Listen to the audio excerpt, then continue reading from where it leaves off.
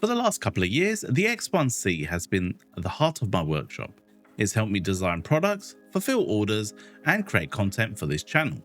So when it came time to upgrade, I thought the decision would be simple.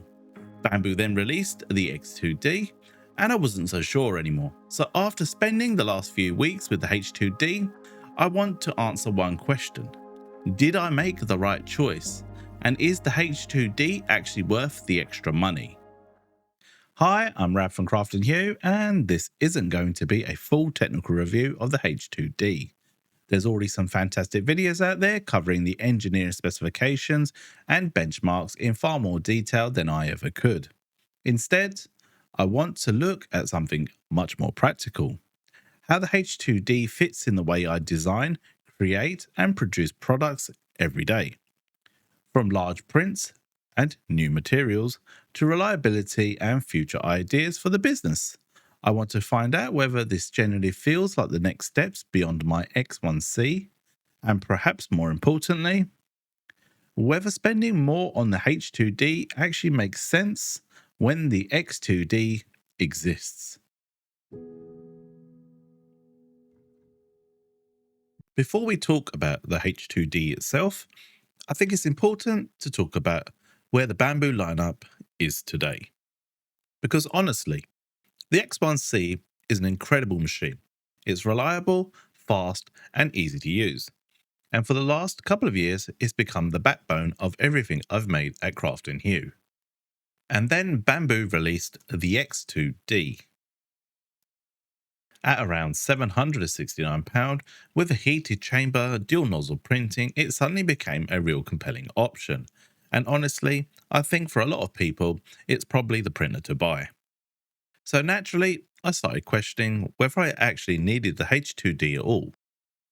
But the more I thought about the kind of projects I wanted to create over the next few years, the more I realised I wasn't really looking at the next X1C, I was looking for something different. One of the first things I printed was a large tray that simply wouldn't have been possible as a single print. And while that's not something I need every day, having the flexibility immediately changes what I can create.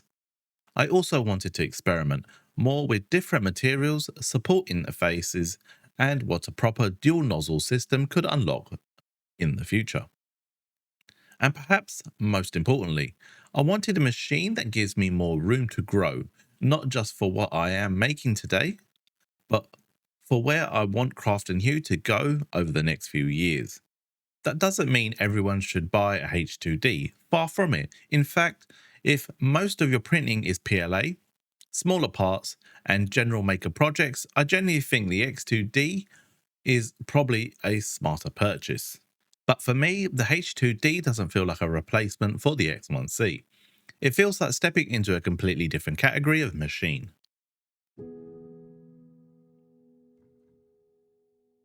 So, with all that in mind, this was the moment the H2D finally arrived.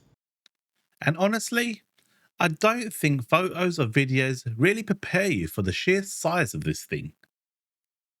Coming from the X1C, I knew this was going to be a larger machine, but seeing it in person is something entirely else.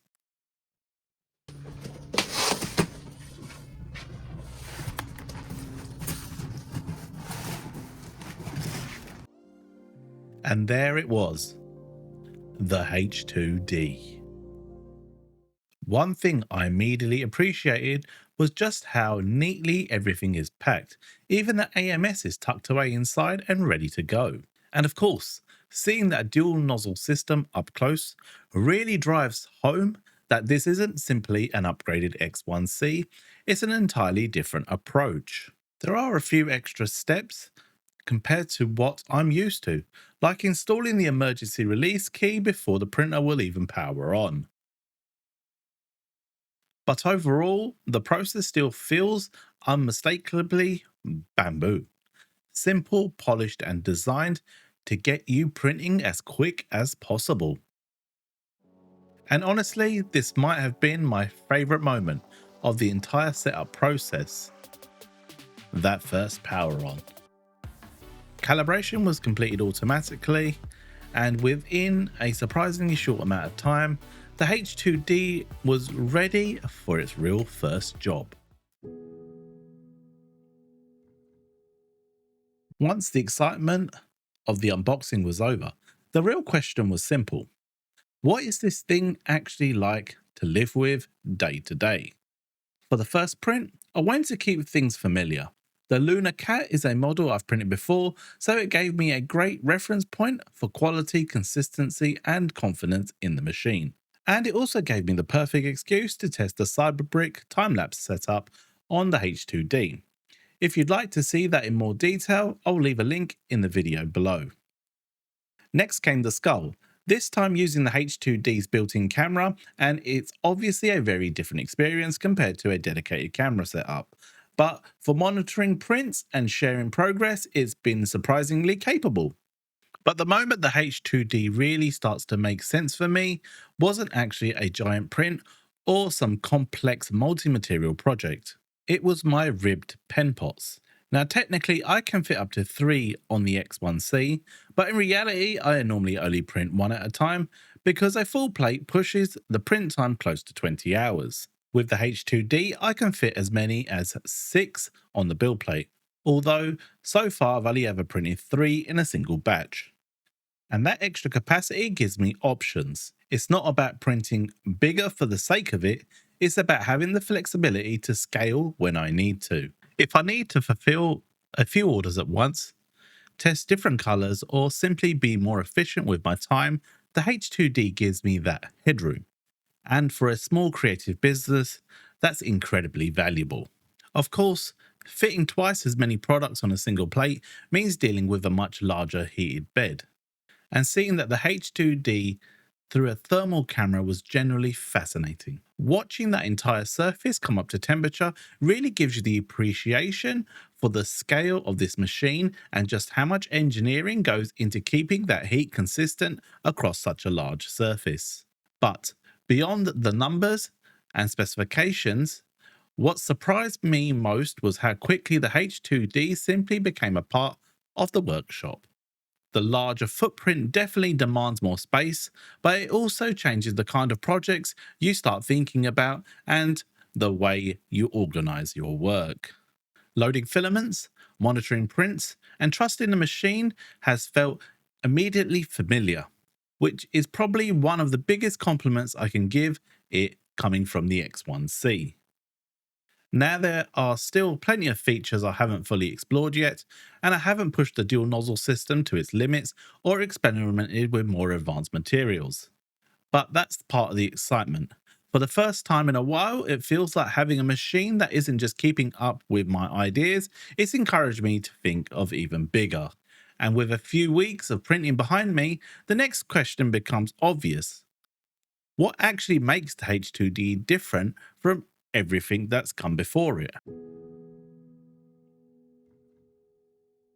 After spending some time with the H2D, there are a few things that have really stood out to me, both good and bad. One of the biggest surprises has been the chamber vent.